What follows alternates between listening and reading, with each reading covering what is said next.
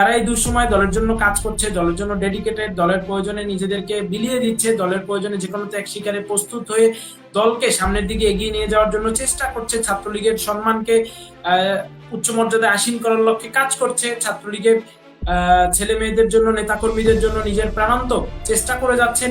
তাদেরকে তো অবশ্যই সামনের দিনে মূল্যায়ন করতে হবে, এটা তো কোনো বিকল্প নেই। এবং এই মূল্যায়নে আমি বাংলাদেশ ছাত্রলীগের সাধারণ সম্পাদক হিসাবে তো আছি, এছাড়াও এই তোহাদের মতো, রাসেলদের মতো নিবেদিতবান কর্মীদের একজন ভাই হিসাবে তাদের পিছনে দাঁড়িয়ে তাদের পক্ষে স্লোগান ধরার জন্য প্রস্তুত রয়েছে।